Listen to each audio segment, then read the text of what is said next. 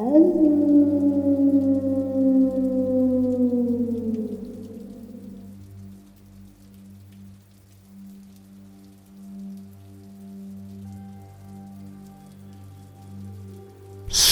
1. Insecurities Aren't for Real Men. Submitted by Dean.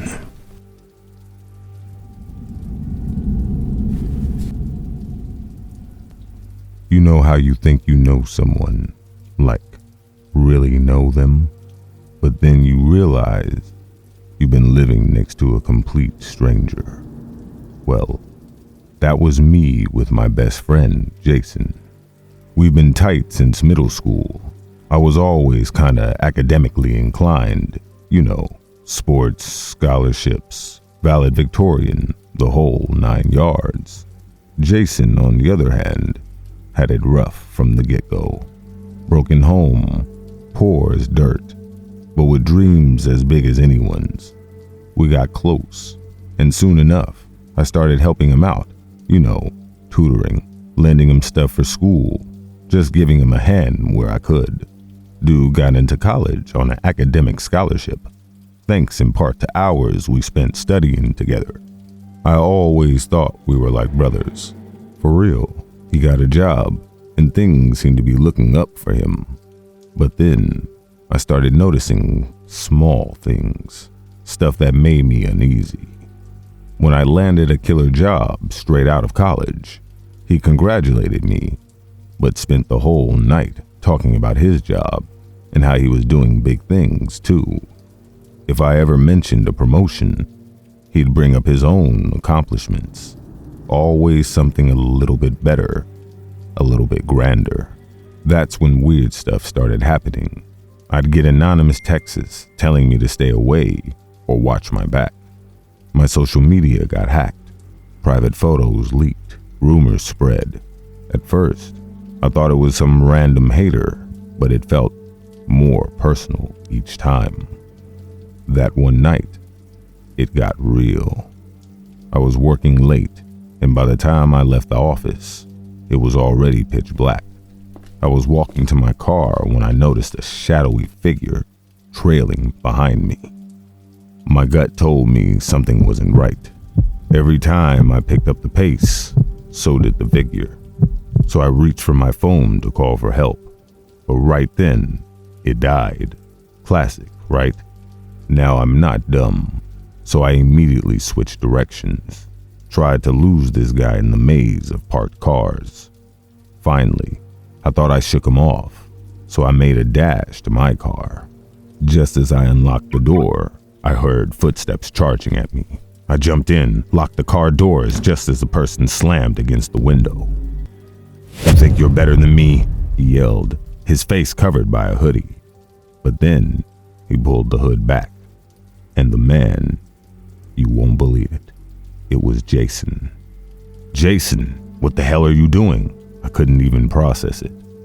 He looked at me, his eyes filled with something dark, almost deranged. "You always have to be Mr. Perfect, don't you? Take all the credit, reap all the rewards. What about me?" I was shocked. "Man, I helped you every step of the way. You got a scholarship, a job. You have your shot." He banged his fist on the roof of my car. "It's never enough when you're around. If I have to remove you from the equation to get ahead, so be it." That's when I saw it. The glint of a knife in his hand. Just as he raised it, security lights flooded the area, and the sound of sirens grew louder. Someone had noticed the commotion and called the cops. Jason looked rattled, but before I could say anything, he bolted. The police couldn't catch him that night. He disappeared, leaving behind only a series of questions that I couldn't answer. Last I heard, he moved states and started over with a new identity. You think you know someone, you share your life with them, believe in them, and it turns out they're willing to shatter yours to build theirs. The experience taught me the bitter truth, that friendships can be a mask, and under that mask can be a face you don't even recognize. Story 2, The Unrequited Web, submitted by Erica.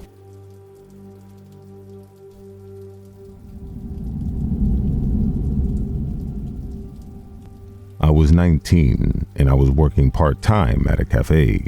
You know, the kind that's got that indie vibe, where you might just easily find a group of artists brainstorming as you would a businessman typing away on a MacBook. I always got to meet a mix of people, which I loved. One afternoon, this guy walked in. Let's call him Jake. Now, Jake wasn't just anybody. He was well known around town for his looks and charm. He ordered a cappuccino and sat at the corner table, lost in his work. An hour or so later, another man walked in. The new guy, I'll call him Don, seemed a little off. He had this intense look on his face as he scanned the room, his eyes finally settling in on Jake. Don ordered a black coffee, no sugar, but didn't sit down. Instead, he kind of stood at the end of the counter, his eyes darting in between his phone and Jake, like he was waiting for something. Now, I was used to seeing people act a little strange. It's a cafe, it happens, but this felt different.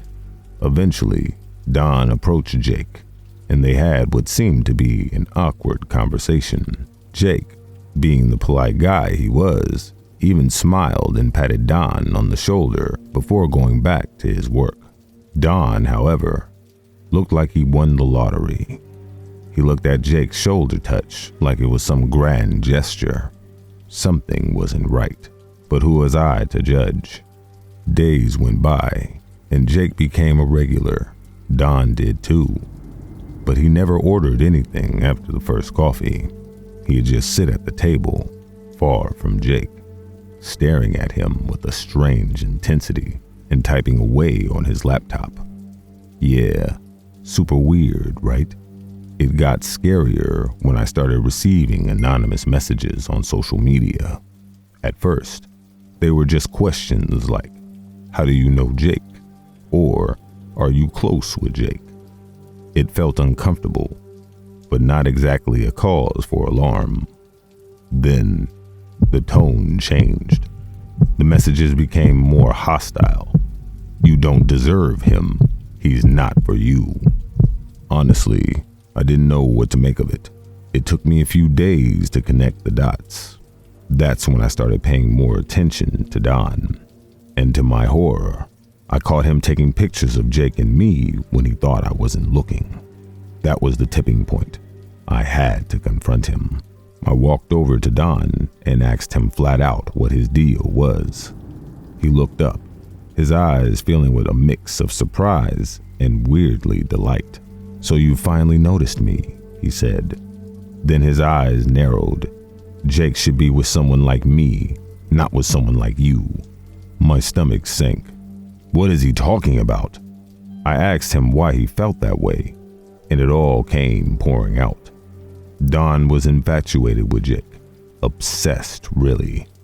He had convinced himself that Jake's friendly pat on the shoulder was some kind of secret sign, and because of that, he believed that they were destined to be together. Don identified as gay, and he was jealous of the casual friendship that had developed between Jake and me, and seeing as some kind of betrayal. For a moment, I felt sympathy for him. Unrequited love can mess with your head, but that sympathy vanished when he leaned in and whispered, "If I can't have him, neither can you." I told Jake everything, and we reported Don. The cops investigated, and what they found was chilling. Don wasn't just a stalker or an obsessed fan. He had a detailed plan to kidnap Jake, convinced that once he had Jake all to himself, Jake would realize they were meant to be together. His laptop was full of schematics and notes on Jake's daily routine, even drafts of letters he planned to send to the police and media. The law took it from here, and Don is now behind bars where he can't harm anyone. But the ordeal left both Jake and me forever altered. We were more cautious, more more guarded than we ever been before.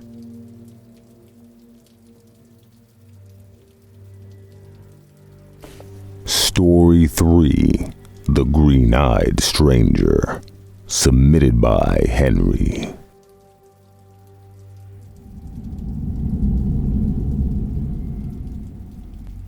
This happened a couple months ago, and let me tell you, I never thought envy could lead to something so twisted. I still can't believe I went through this mess. I was seeing this girl, Sarah, beautiful, smart, just perfect. We'd been dating for 6 months, and things were awesome. But there was this dude, Ben, who was always lurking around her, always there when he shouldn't be. I never liked the guy. There was just something about him. His smile was too smug, and he looked at Sarah like she was some trophy he lost but wanted back. And Sarah, she was cordial with him, but always made it clear we were a thing. So here's where things started getting messed up. Sarah invited me to this party her friends was hosting. Nothing fancy, just a get-together at some old house. Guess who shows up? Ben. He's there, and I can feel his eyes on me, like he's sizing me up. Weird vibe from the start, I swear. About an hour in, Sarah tells me she forgot her phone in her car and asks if I can go get it. Now her car is parked a little far away, down this sketchy street. So I grab her keys and head out. It's dark, and the only light comes from this dim streetlights that look like they're about to go out any second. As I'm walking, I hear footsteps behind me. Guess who? It's Ben. This guy followed me, and let me tell you, the way he looked at me, it was like he knew something I didn't. He tells me, "Hey man, you mind if we talk?" I'm not in the mood, but I agree because I want to know what his deal is. He starts saying how he and Sarah were meant to be, and how I'm just a placeholder and that she'll soon realize enough. Then he says something that legitly freezes me. You don't want to get in the way of that. Trust me. The way he said it, I knew he wasn't playing. I tell him he's got it all wrong, that he needs to back off, but he just laughs and says, "We'll see." When I get back to the party, I find Sarah and tell her we should probably head out. I didn't tell her about the encounter. I didn't want to worry her, but I couldn't shake that feeling. Here's where it gets absolutely insane. A week after the party, my car wouldn't start. I popped the hood to check it out, and guess what I find? The wires are cut clean, like someone knew what they were doing. At this point, I'm convinced it's Ben, but I have no proof. Still, I get the car fixed and keep an eye out. Not long after that, Sarah tells me Ben's moving to another city for a job. Honestly, I'm relieved, thinking maybe this nightmare is over. Weeks pass, and one day, I get a call from a number I don't recognize. I pick it up, and it's him, Ben. He tells me he's gone, but he's always watching, that Sarah will find her way back to him.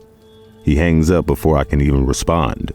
That was the last time I heard from him, and honestly, I hope it stays that way.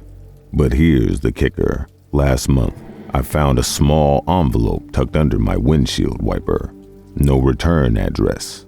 Nothing. Inside was a picture of Sarah and me, taken from a distance, like we were being watched. Scribbled on the back, "You're just keeping her warm for me." To this day, I don't know what to make of it. I've tightened up security at home, got myself a dash cam, everything. Sarah knows about it all now, and she's freaked out, but supportive.